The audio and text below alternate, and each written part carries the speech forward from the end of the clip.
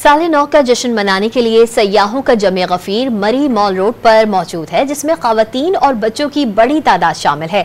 इस बारे में जानते हैं डॉन न्यूज के नुमाइंदे हनीफ खान तुर्क से। जी हनीफ, बताइएगा कैसा माहौल देख रहे हैं इस वक्त वहाँ?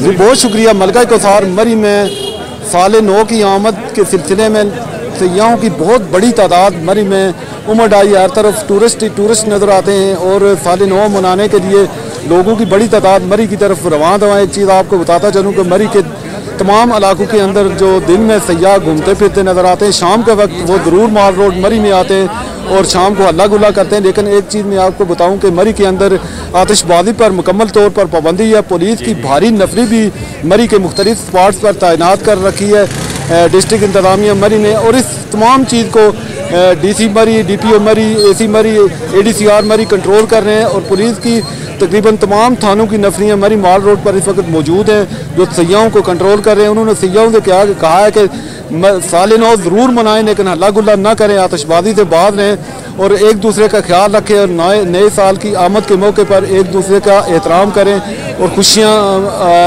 बांटें और खुशियाँ लोगों को दें। जी।